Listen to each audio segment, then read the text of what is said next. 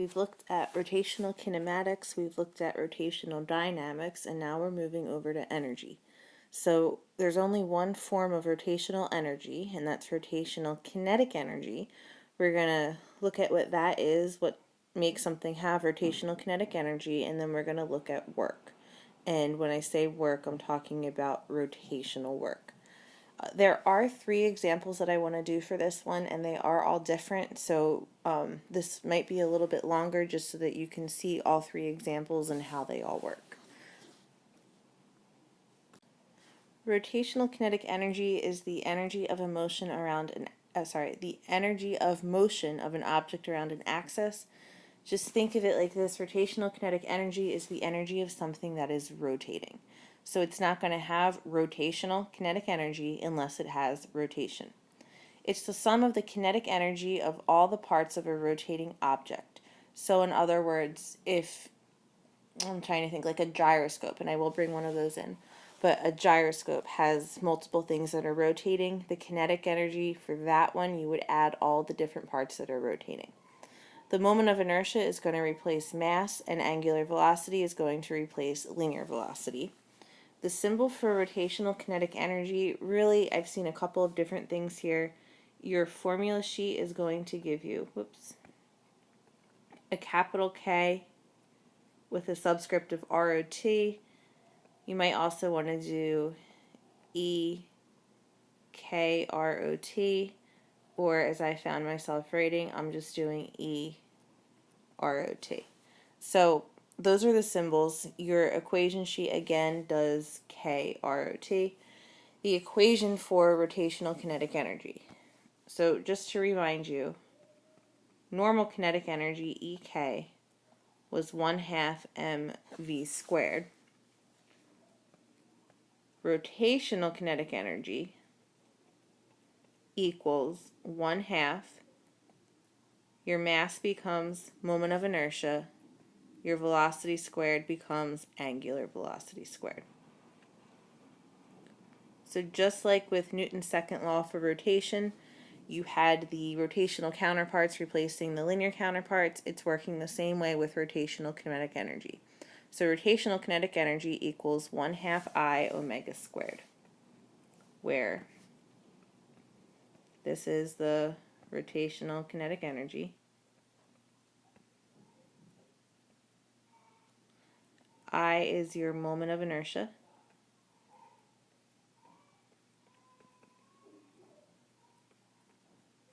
And omega is your rotational velocity.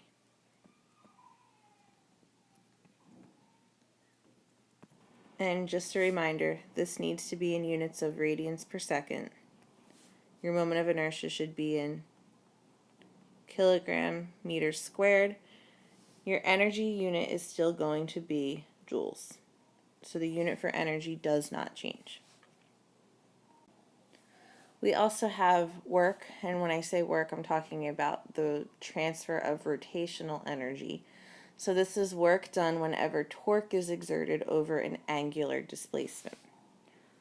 So this equation, our old equation was work equals FD cosine phi.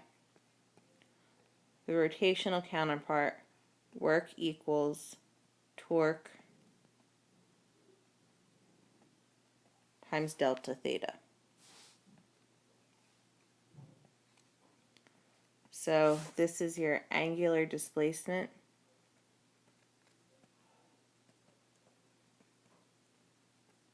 And those units were radians. Torque and work. One thing about rotational kinetic energy. When you have an incline, actually, let's not even look at an incline. Let's just look at a simpler example. So let's just say we've got the ground and we have a ball starting from rest, and then let's say it starts rotating and moving linearly. So What's allowing that ball to rotate? In other words, what's causing it to move across the line? Let's say it was given some kind of initial push, but it needs something that's going to let it keep going. We're not looking at a frictionless surface because this is a ball. So if we had a block that started from rest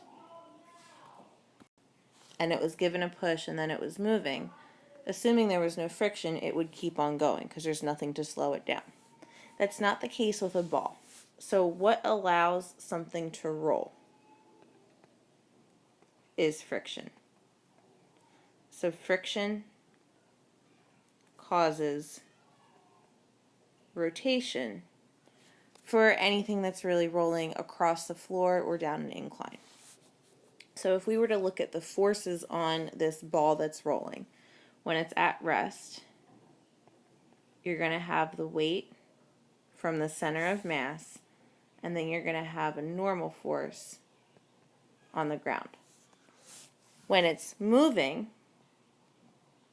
or I should say rolling, you're still going to have the weight at the center of mass, the normal force going up, and then you're going to have a frictional force moving opposite the direction of the motion. So how does this work? That frictional force is creating a torque on the ball. So if we draw the torque diagram, you've got the force of friction right here. There's no torque caused by the gravity or the normal force because those are along the axis of rotation, so sine of 0 is 0. But here you would have a torque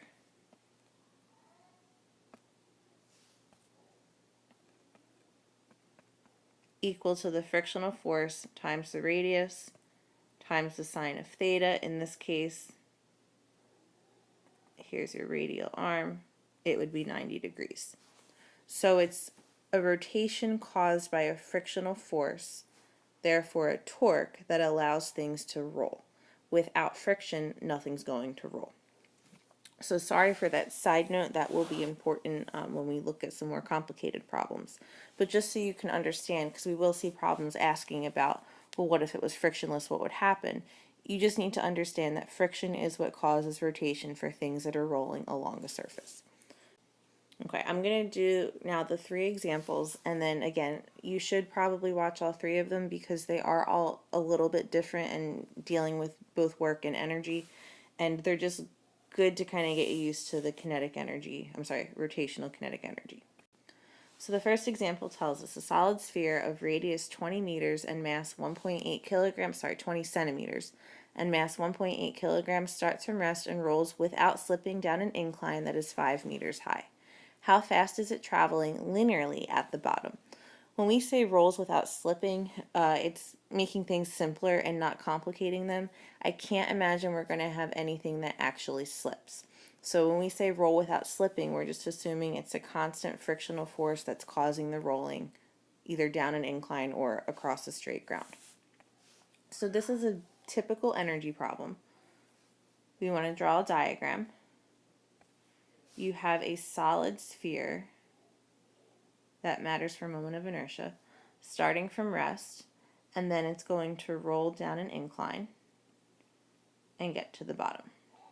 And as it's rolling, it's moving and it's rotating. So call that A, call that B.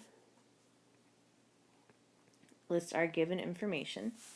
We know that the radius is 20 centimeters, so that would be 0.2 meters. Mass is 1.8 kilograms. The velocity at A, it starts from rest, so it's 0 meters per second.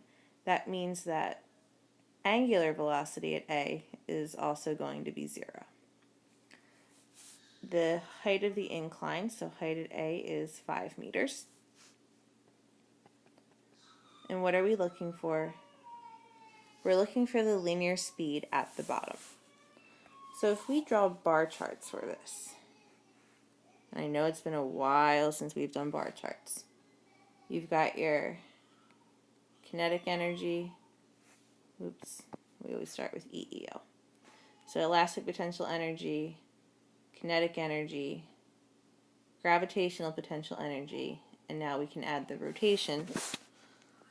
Then you have EEL, kinetic energy, gravitational potential, rotation, and then if there is work done. In this case, there is no work done. So at the top we have no elastic, no kinetic, no rotational kinetic, all gravitational potential. At the bottom, no elastic, no gravitational, but we have kinetic and we have rotational because it is moving. Sorry, rotating.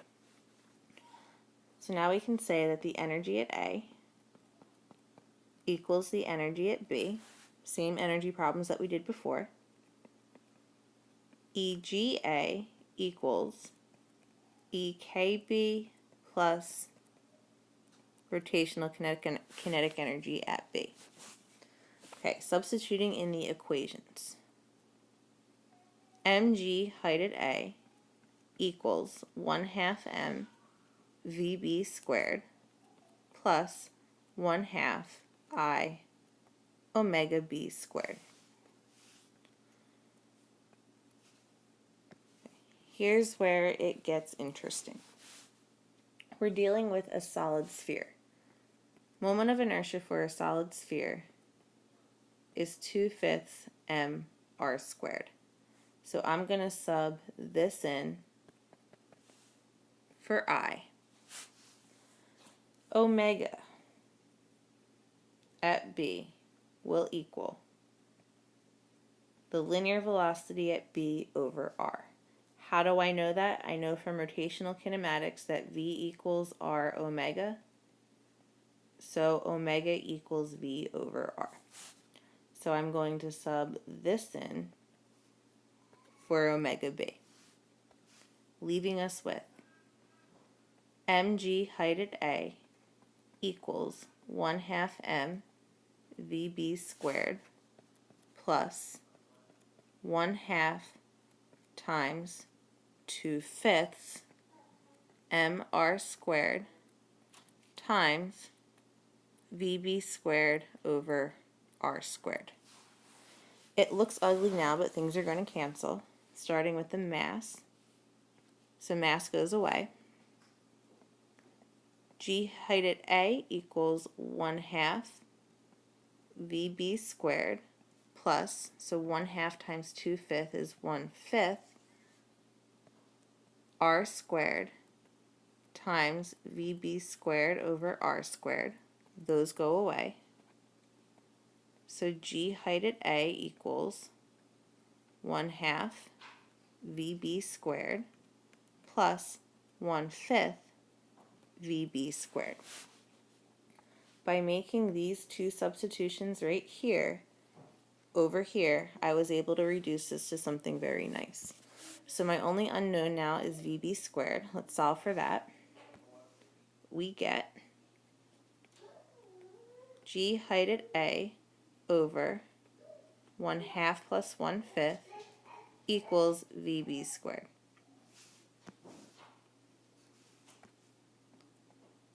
.8 meters per second squared times 5 meters over 1/2 plus 1/5 equals VB squared. 5 times 9.8 equals 49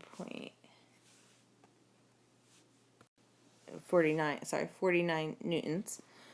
49 divided by 1/2 plus 1/5 gives me an even 70 meters squared per second squared for VB squared. Square root of that, we get 8.36, keeps on going, meters per second for VB. So at the bottom, the linear speed is about 8 meters per second. I can see an AP problem very similar to this, just without the numbers. So really, as long as you can understand how we got to this part right here, you should be okay for when we start doing free responses that are similar to this. I've got two more The next one should be a little bit shorter, and then the last one hopefully will go a little bit quicker as well. Okay, so we have a wheel. Think of it as a thin hoop for moment of inertia. It has a mass of 1.5 kilograms and a radius of 0.4 meters. It is initially spinning at a rate of 30 radians per second, and it is held just above the ground. The wheel is dropped and it eventually begins rolling smoothly along the ground. It loses 20 joules of energy to heat in the process, and we want to know what the linear velocity is after that energy is lost. So, whoops. Okay. So we don't have an incline here. You've got the ground. You've got a wheel that's being held spinning just above the ground. And then it's let go. It's still spinning, and it's now moving. So if we list our given information, mass equals 1.5 kilograms, radius is 0.4 meters, the initial angular velocity, so I have this rotating counterclockwise the way I drew it, so my initial angular velocity will be 30 radians per second, and the work done is equal to negative 20 joules, and we know that because it loses energy. It's asking us to find the linear velocity at B. So call that A, call that B. If I draw my energy bar charts, here's A, here's B, EEL, EK, EG, rotation, EEL, K, G, rotation, and dissipated. In the beginning, we have all rotational kinetic energy. In the end, we've got kinetic, rotational, and we've lost energy. Or I should say energy has left the system.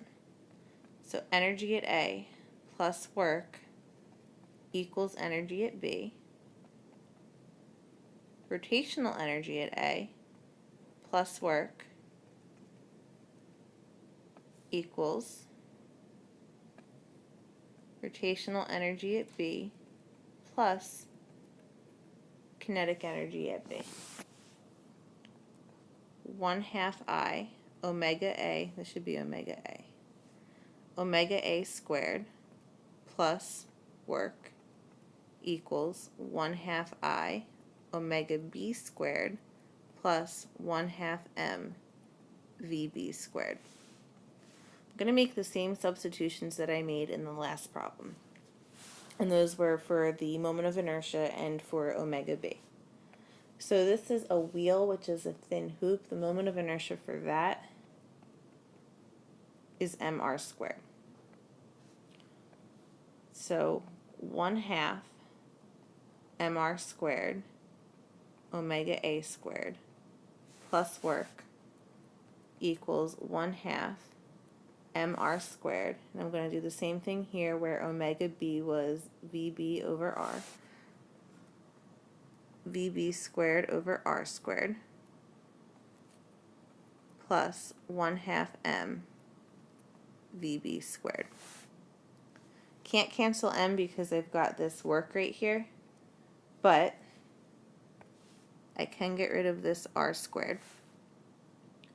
So we have 1/2 M R squared omega A squared plus work equals 1/2 M VB squared plus 1/2 M VB squared. So this works out very nicely on the right hand side. We end up with MVB squared. So just some algebra, 1/2 M, that should be an R squared omega A squared plus work over M equals VB squared.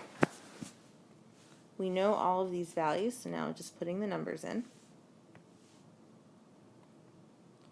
1/2 times 1.5 kilograms times 0.4 meters squared, 30 radians per second squared, plus negative 20 joules over 1.5 kilograms equals VB squared.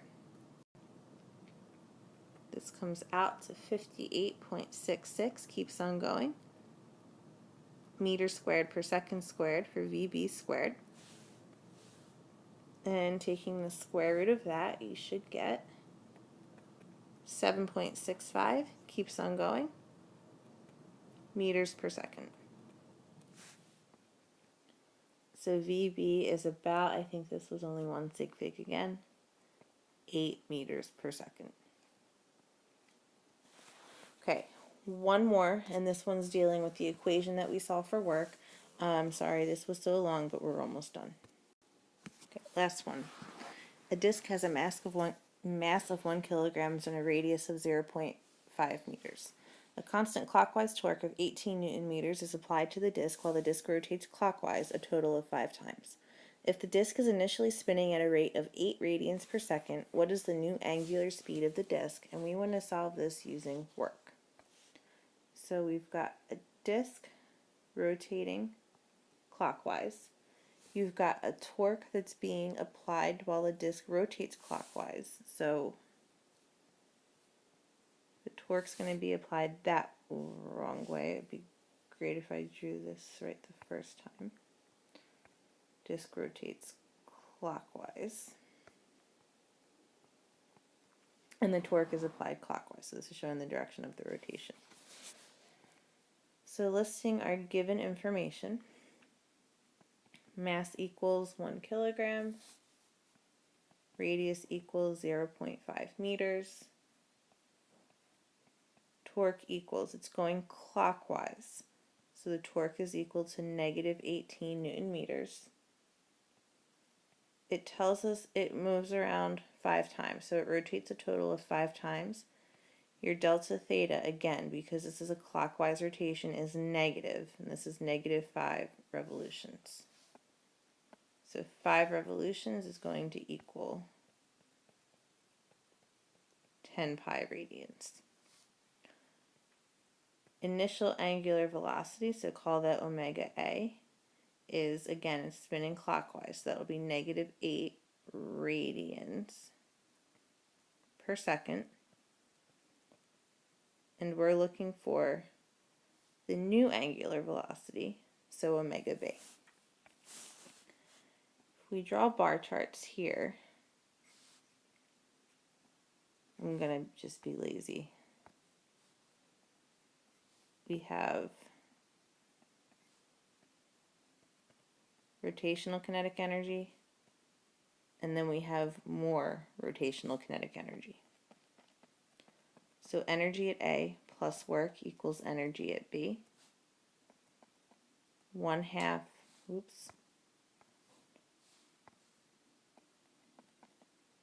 rotational kinetic energy at A plus work equals rotational kinetic energy at B. 1/2 I omega A squared plus, in this case we're not given the amount of work, but we know that this is work done by a torque. So plus tau delta theta equals 1/2 I omega B squared. We're dealing with a disk, and moment of inertia for a disk is 1/2 m r squared. I don't need to make the other substitution for linear velocity because we're not dealing with anything linear right now. This is all purely rotational. The only unknown in all of this is my omega b, so I'm going to substitute in first for moment of inertia, so we get 1/2 times 1/2 mr squared omega a squared plus tau delta theta equals 1/2 times 1/2 mr squared omega b squared. And again, the only unknown here is omega b. So I'm going to isolate and solve for that.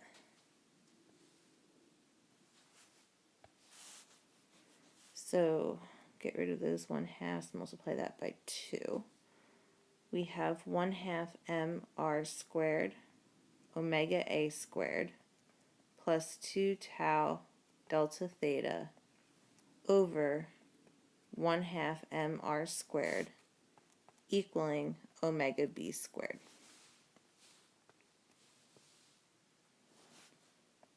Put in numbers, 1/2 times 1 kilogram times 0.5 meters squared. Omega a was -8 radians per second squared, plus my torque, -18 Newton meters times delta theta, so this is -10 pi radians, over 1/2 times 1 kilogram times 0.5 meters squared, and that all equals omega b squared. And this will come out to omega b squared equals 4587.8, keeps on going, radians squared per second squared. So omega b equals 67.73, keeps on going, radians per second. It did ask for angular speed, so we can do this without the negative, but because this is going clockwise, if it asked for angular velocity, we would have to say it was -67. I don't know why this is working that way. So angular speed would be approximately 70 radians per second. If we were solving for angular velocity, it would be negative. So omega b would be negative if asking for velocity, because it's rotating clockwise. Okay, I am sorry that was so long. I'm sorry that you had to watch all 3 of those. However, I think it's important that you see the 3 different types of problems. We'll do some practice with this, and then we're going on to momentum, and then we'll start looking at the more complicated stuff.